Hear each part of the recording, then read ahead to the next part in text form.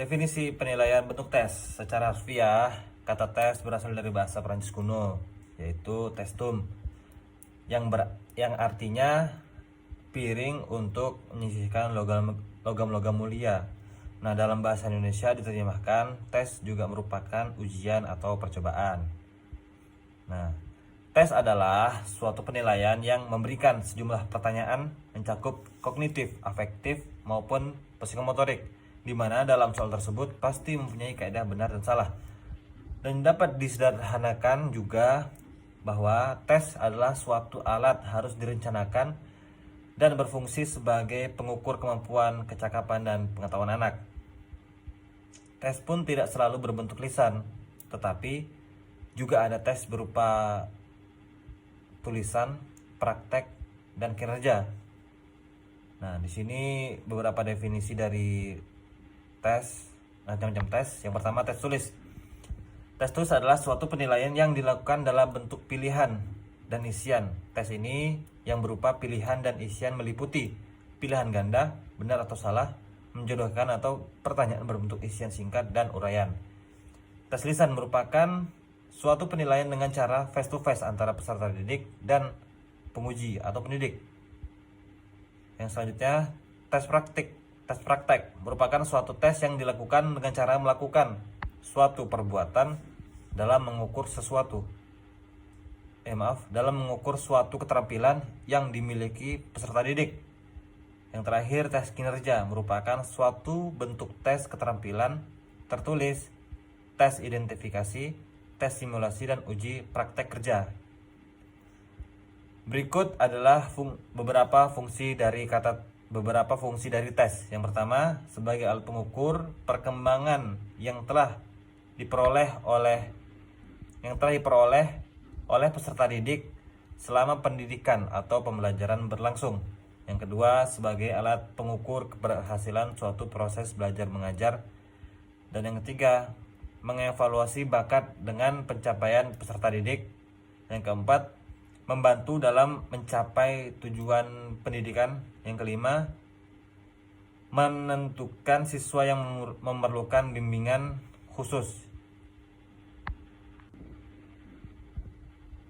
Yang keenam, memberikan kesempatan kepada pembimbing, guru, dan orang tua dalam memahami kesulitan anak. Yang ketujuh, memperluas hubungan masyarakat. Yang terakhir, menilai kurikulum. Selanjutnya, macam-macam tes. Yang pertama, menurut bentuknya, yaitu ada tes bentuk uraian atau isai. Tes uraian merupakan tes yang mengandung pertanyaan yang dilakukan dengan cara mengekspresikan pikiran peserta tes. Jawaban tidak disediakan oleh pendidik atau penguji, jadi sesuai pendapat masing-masing dari peserta. Menyampaikan gagasannya dengan kata-kata sendiri, dan nilai yang didapat tidak bisa dilakukan secara objektif. Kemudian tes bentuk objektif, yaitu tes yang mengandung jawaban salah dan tidak. Jadi terdapat jawaban yang memang benar, sudah tidak bisa ditawar, jawabannya pun sudah disediakan oleh pendidik, dan nilai yang didapat bisa dilakukan secara objektif. Bisa juga melalui scanner maupun dari pendidik langsung. Yang kedua yaitu menurut tipenya, ada tes uraian. Tes uraian ini dibagi menjadi dua, yaitu tes uraian terbatas dan tes uraian bebas. Selanjutnya tes bentuk objektif. Tes bentuk objektif ini dibagi menjadi 5, yaitu berbentuk benar dan salah, menjodohkan, pilihan ganda biasa, sebab akibat, dan kompleks. Yang ketiga yaitu menurut ragamnya, dibagi menjadi 4. Yang pertama tes uraian terbatas, yang kedua tes uraian bebas, yang ketiga tes objektif menjodohkan, dan tes objektif pilihan ganda. Selanjutnya saya akan membahas mengenai prosedur dalam membuat soal, di mana di sini ada 4 soal. Yang pertama soal bentuk benar dan salah, kedua bentuk menjodohkan, yang ketiga pilihan ganda, dan keempat yaitu isi. Yang pertama soal bentuk benar dan salah. di mana soal di sini harus yang pertama itu jumlah kunci jawaban benar dan salah itu seimbang, tidak harus sama, tapi perbandingannya itu harus seimbang. Contohnya 2:1 itu kan nggak sama, tapi nggak apa-apa. Pokok tidak melebihi suatu bentuk soal tersebut. Kayak contohnya 70 salah, 30 benar kan gak enak kayak gitu kan. Yang kedua yaitu melebihi 50 butir soal memenuhi validasi isi. Yang ketiga, tidak membuat pernyataan yang umum dan kompleks. Jadi contohnya tidak mengecohkan suatu soal itu kepada peserta didik. Boleh mengecohkan, tapi di mana itu ada kayak kebenaran dan kesalahannya yaitu benar-benar ada gitu loh. Bukan hanya untuk mengecohkan suatu peserta didik tersebut. Yang kedua, bentuk menjodohkan. Bentuk menjodohkan itu jumlah butir alternatif jawaban itu dibuat lebih banyak. Contohnya soalnya itu ada 5. Nah, jawabannya itu bisa dilebihkan 10 maupun 7, 8 itu pokok jawaban itu lebih dari banyaknya soal. Yang kedua, jumlah butir soal maksimal 5 dan jumlah butir alternatif maksimal 7. Nah, ini yang dimaksudkan. Contohnya soalnya 5, jawabannya contohnya seperti 7 gitu. Yang ketiga, keduanya mengenai hal yang homogen. Terus yang ketiga, bentuk pilihan ganda. Apa di sini? Yang pertama itu yaitu harus memenuhi kualitas dari aspek konstruksi. Jadi soal itu memenuhi dari materi indikator yang sudah dibuat. Yang kedua, tidak menggunakan kalimat negatif. Maksudnya itu ada kalimat tidak senonoh atau gimana gitu kan. Yang ketiga, tidak meragukan. Keempat, tidak menjebak. Kelima, memenuhi kualitas dari aspek bahasa. Keenam, petunjuk tidak boleh menggunakan kata-kata yang paling benar. Soalnya kalau paling benar itu bukan pilihan ganda. Kayak paling benar itu suatu bentuk pendapat dari seseorang peserta didik gitu. Yang selanjutnya itu kalimat soal lebih panjang dari kalimat option. Maksudnya apa? Kalimat soal itu lebih panjang daripada kalimat tanyanya gitu loh.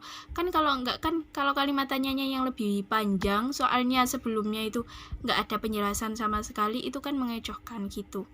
Terus panjang option homogen. Selanjutnya pola kunci tidak teratur. Yang keempat, soal uraian. Yang harus ada di soal uraian di sini yaitu yang pertama dibuat pedoman penskoran.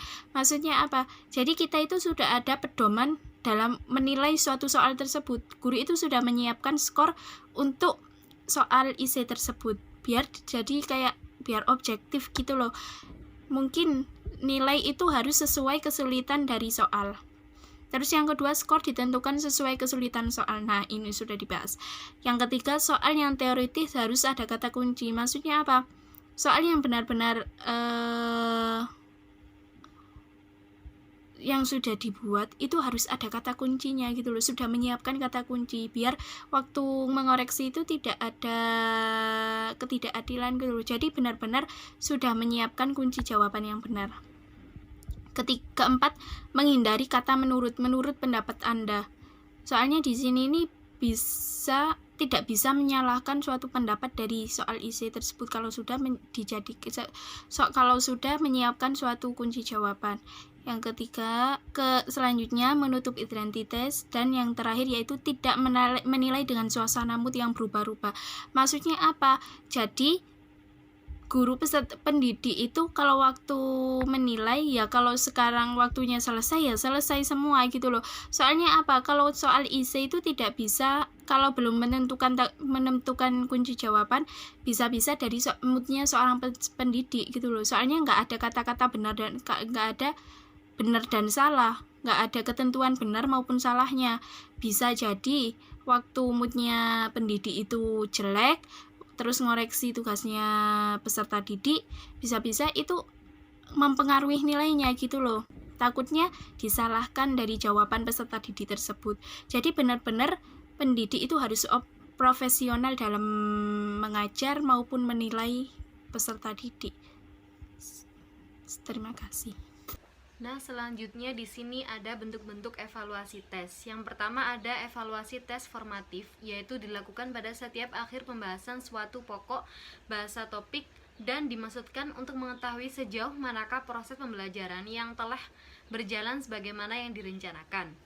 Yang kedua ada evaluasi sumatif, yaitu yang dilakukan pada setiap akhir satu satuan waktu yang di dalamnya tercakup lebih dari satu pokok bahasan yang dimaksudkan untuk peserta didik yang telah dapat berpindah dari satu unit ke unit yang berikutnya.